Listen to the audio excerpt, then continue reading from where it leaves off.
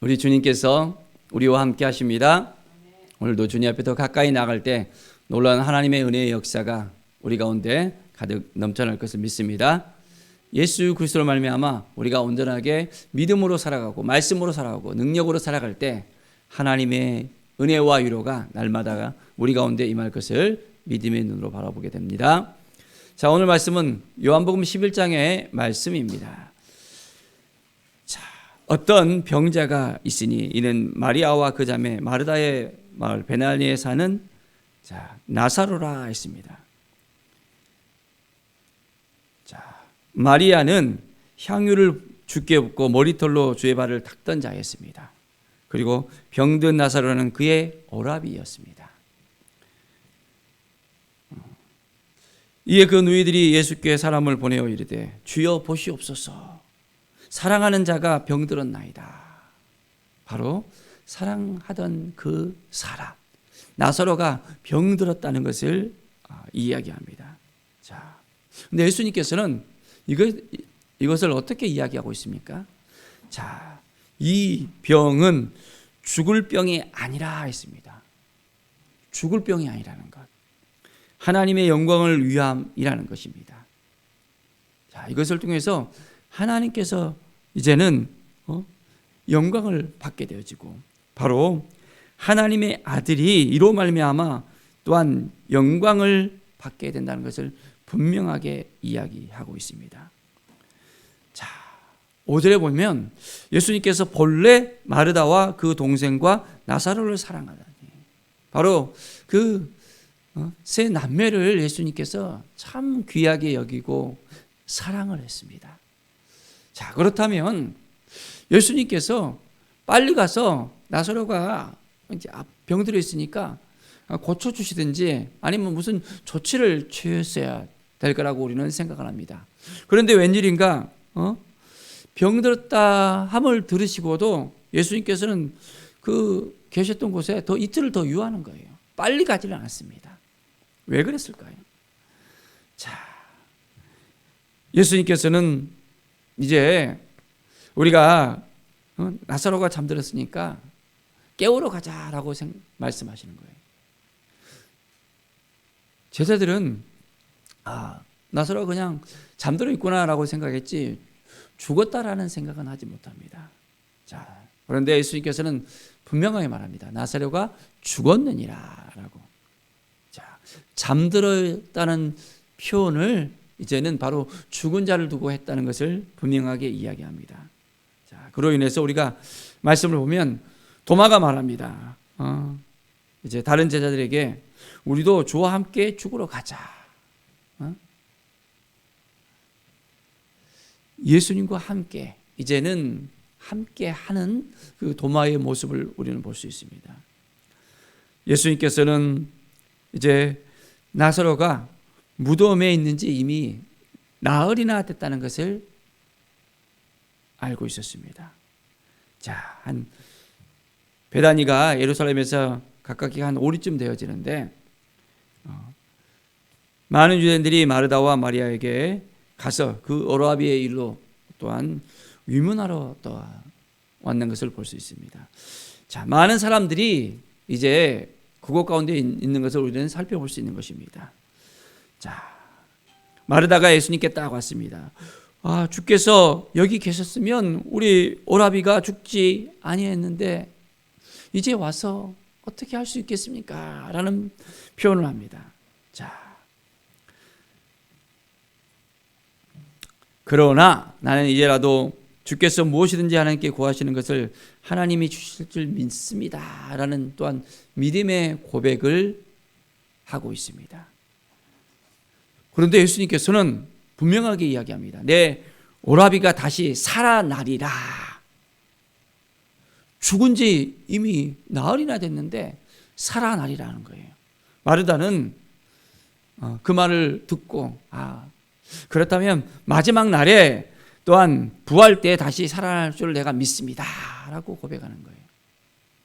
부활을 믿지만은 바로 즉시 살아나는 것이 아니라 다음에 살아난다는 것을 생각을 합니다. 예수님께서는 분명하게 말씀합니다. 나는 부활이요 생명이니 나를 믿는 자는 죽어도 살겠고 무릇 살아서 나를 믿는 자는 영원히 죽지 아니하리니 이것을 내가 믿느냐. 부활이요 생명 되신 예수님을 정말 믿고 있느냐.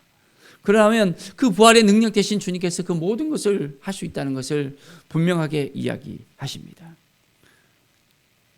주님은 바로 그리스도시요 세상에 오시는 하나님의 아들인 줄 내가 믿습니다 라는 믿음의 고백을 하게 됩니다. 자, 이제 이 말을 하고 돌아가서 이제는 마리아를 또 부릅니다. 마리아가 급히 또한 오게 됩니다. 자, 마리아가 와서 이제 예수 계신 곳에 서서 배웠고 그 발에 엎드려서 주께서 여기 계셨다면 내 오라비가 죽지 아니했을 것입니다 라고 이야기합니다.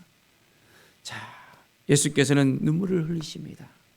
참, 그들의 또한 유대인들이 우시는 것을 보고 심령의 비통이 여기며 불쌍히 여기십니다.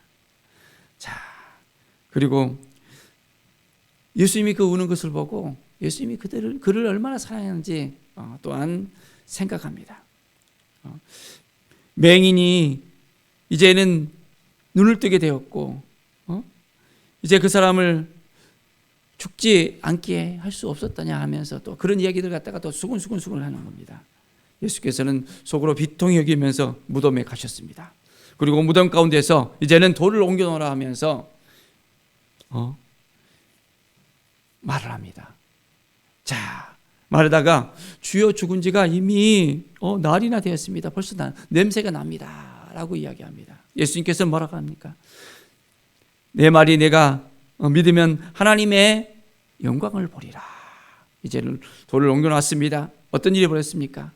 이제는 우리 예수님께서 또한 하늘을 우러러 이제 기도합니다. 아버지여 내 말을 들으실 줄을 또한 감사하나이다. 항상 내 말을 들으신 줄 내가 알았습니다. 이제는 이 말씀을 하는 것은 둘러선 무리를 위함이 아니라 곧 아버지로 이제는 나를 보내신 것을 그들이 믿게 하려 함입니다 라고 하면서 큰 소리로 나사로야 나오라 라고 나사로를 부르는 거예요. 이미 죽은 지 나흘이나 된 나사로를 부릅니다. 어떤 일이 벌어졌습니까? 나사로가 이제는 수족이 이제는 배로 동인 채로 그대로 나오는 거예요. 예수님께서 이 나사로를 살리셨습니다. 예수님은 바로 부활이요 생명 되시는 분이십니다.